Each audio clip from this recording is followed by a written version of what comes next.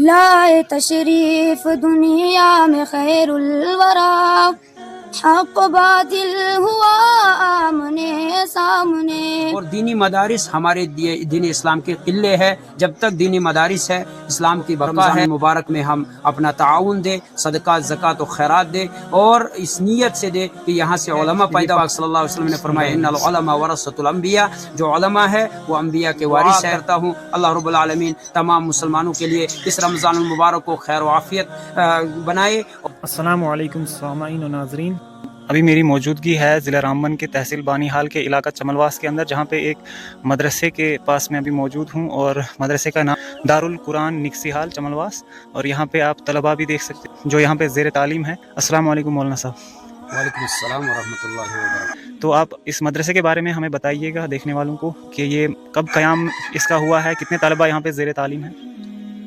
آپ کا بہت بہت شکریہ، آپ ہمارے پاس تشریف لائے اور آپ نے ہمیں یہ موقع دیا۔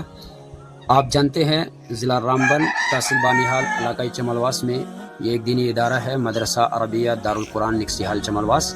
اس مدرسے کو عرصائی 3 سال ہو گئے، 3 سال سے اپنی دینی خدمات انجام دے رہا ہے۔ الحمدللہ اس وقت ہمارے پاس حفظ و ناظرہ کی تعلیم ہے، اور الحمدللہ ابھی ہمارے مدرسے کے اندر 22 طلباء وہ ہے جن کا کھانے پینے کا نظم اور رہنے کا نظم کیا جاتا ہے۔ باقی الحمدللہ علاقہ جات سے ہمارے پاس جو طلباء ہے وہ 250 سے اوپر ہے، اور جو مقامی طلباء جن کا قیام یہاں ہے وہ ابھی ہمارے پاس فی الحال 22 ہے۔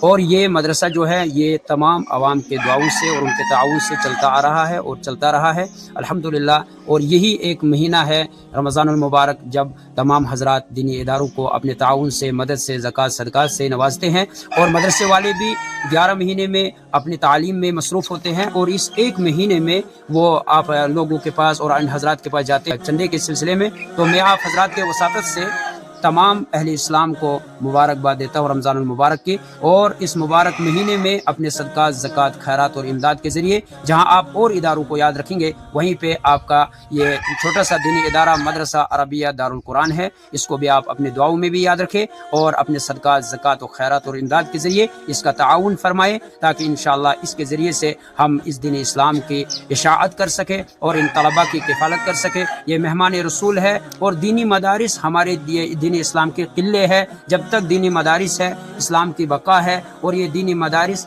ہمیں امام مہیا کرتے ہیں، علماء و صلاح مہیا کرتے ہیں۔ اس لیے ہمیں چاہیے تمام اداروں کو رمضان المبارک میں ہم اپنا تعاون دیں، صدقات زکوٰۃ و خیرات دیں، اور اس نیت سے دیں کہ یہاں سے علماء پیدا ہوں گے، اور علماء نبی علیہ الصلوۃ والسلام کے وارث ہوتے ہیں۔ نبی پاک صلی اللہ علیہ وسلم نے فرمایا ان العلماء ورثۃ الانبیاء، جو علماء ہے وہ انبیاء کے وارث ہے۔ میں یہی دعا کرتا ہوں اللہ رب العالمین تمام مسلمانوں کے لیے اس رمضان المبارک کو خیر و عافیت بنائے، اور جو اس کے اندر رحمت اور مغفرت اور نجات ہے، اللہ تعالیٰ سب مسلمانوں کی مغفرت فرمائے، اور جو اس دنیا فانی سے رخصت ہوئے اللہ پاک ان کی مغفرت فرمائے، درجات بلند فرمائے، اور اللہ تبارک و تعالیٰ ہمارے گناہوں کو معاف فرمائے۔ تو بس آخر میں یہی عرض ہے کہ جہاں آپ دینی اداروں کو مدد کرتے ہیں تو اس ادارے کو بھی آپ اپنے دعاؤں میں اور تعاون میں یاد رکھیں۔ اور مدرسہ عربیہ دارالقرآن نکسی حال چملواس یہ ضلع رامبن کا ایک دینی ادارہ ہے، الحمدللہ رابطہ مدارس اسلامیہ شاخ جموں کشمیر کے ساتھ یہ مربوط ہے، اور میں دعا کرتا ہوں کہ اللہ پاک تمام اداروں کو دن دگنے رات چگنے ترقی عطا فرمائے۔ مولانا صاحب ایک چیز جاننا چاہیں گے، کیا ابھی تک اس مدرسے سے فراغت ہوئی ہے؟ ابھی یہ ابتدائی مدرسہ، ابھی تک کوئی حافظ یہاں سے جو ہے مکمل نہیں ہوا۔ انشاءاللہ تعالی امید ہے پروردگار عالم سے کہ اس سال انشاءاللہ ایک حافظ ہمارے یہاں تیار ہوگا، اور میں دعا کرتا ہوں کیونکہ ابھی یہ ابتدائی مراحل میں ہے، اور ابھی کل اس کو 2.5 سال ہو گئے، اور 2.5 سال کے عرصے میں الحمدللہ ابھی جو ہے ہمارے پاس کوئی حافظ تو نہیں ہوا، لیکن الحمدللہ اس مدرسے نے ابھی تک تقریباً 51 طلباء وہ ہے جنہوں نے ناظرہ کلام پاک مکمل کیا، اور اس میں سے 2-4 پارے حفظ کیے، اور دینی کورس جو ہوتا ہے 2.5 سالہ کورس وہ بھی مکمل کیا، لیکن مکمل حافظ ہمارے پاس ابھی تک کوئی نہیں ہو۔ انشاءاللہ اس سال امید ہے۔ ایک بات اور بھی ہے کہ آج جو ہے ماہ رمضان المبارک کا مہینہ چل رہا ہے، اور اس مہینے کے اندر جو صدقات و زکوٰۃ دی جاتی ہے اس کا اجر و ثواب جو ہے بڑھایا کھایا جاتا ہے, تو اس تعلق سے آپ کیا کہنا چاہیں گے؟ تو یہ تو بات ہے الحمدللہ. اللہ رب العالمین فرماتے آپ میرے راستے میں 1 روپیہ خرچ کرو میں اس کا 10 اجر دوں گا, اور رمضان المبارک میں تو 1 روپے کے 70 روپے کے برابر اجر ہے. تو میں سمجھتا ہوں کہ ہر ایک اس دینی کام میں شامل ہو جائے, اس ثواب میں شامل ہو جائے. اور یوں تو مالداروں پہ زکوٰۃ فرض ہے, اللہ تبارک و تعالیٰ کا حق ہے اور دین اسلام کے ارکان میں سے ہے.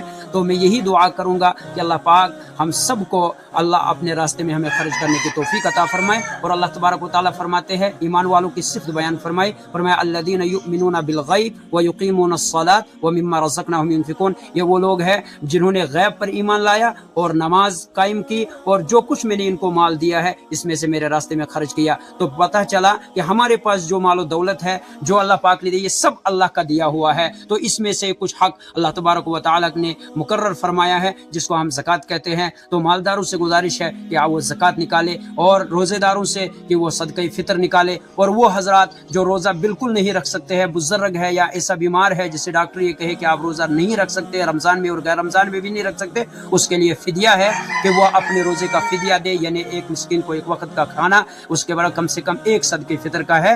تو ان سے میں گزارش کرتا ہوں کہ جہاں آپ اور اداروں کو تعاون کرتے ہیں وہیں پہ آپ اس ادارے کو بھی یاد رکھیے اور اپنے تعاون سے نوازیں. چونکہ زکوٰۃ کا ذکر ہوا ہے تو میں ایک بات جاننا چاہوں گا. یہاں پہ کچھ لوگ کہتے ہیں کہ زکوٰۃ اگر کسی پہ 1 لاکھ بنتی ہے تو اس نے اگر 90,000 بھی دے دی, کیا اس کی زکوٰۃ ادا ہوئی؟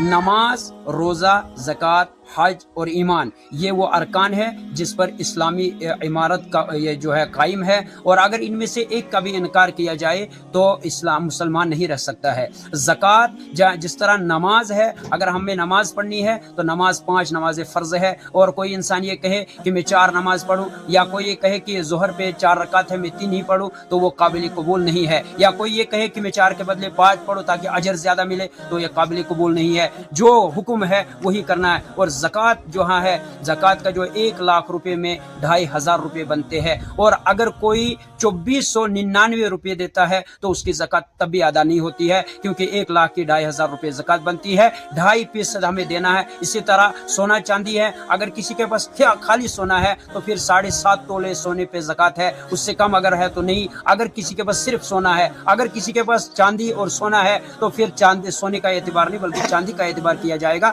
اور چاندی کا اعتبار 52.5 تولہ چاندی یا اس کی آج بازاری قیمت معلوم کر کے, اور سونا, چاندی اور نقد پیسہ کل ملا کر وہ کتنا بنتا ہے اس میں سے زکوٰۃ نکالیے. اور اگر 10 روپے بھی کم دیے جو اس کا نصاب بنتا ہے تو زکوٰۃ ادا نہیں ہو. بہت بہت شکریہ بات کرنے کے لیے. کافی سارے طلبہ ہیں آج, کیونکہ جمعہ کا دن تھا, اور کچھ ابھی وہیں ہیں مسجد کی طرف, کچھ یہاں پہ آ گئے ہیں. جیسا کہ مولانا صاحب نے فرمایا کہ یہاں پہ 22 ایسے طلبہ ہیں جو یہیں پہ رہتے ہیں, اور ان سے تھوڑا بات بھی کریں گے. ایک دو سے. آپ کا نام کیا ہے؟ آپ کہاں کے رہنے والے ہو؟ کھڑی. کتنے عرصے سے یہاں پہ زیر تعلیم ہو؟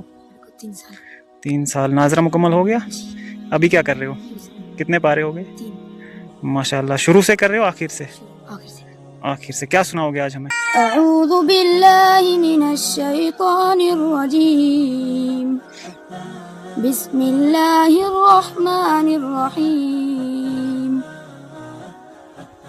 یا ایتها النفس المطمئنہ ارجعی الی ربک راضیة مرضیہ فادخلی فی عبادی وادخلی جنتی. صدق اللہ العظیم. لائے تشریف دنیا میں خیر الورا, حق باطل ہوا آمنے سامنے.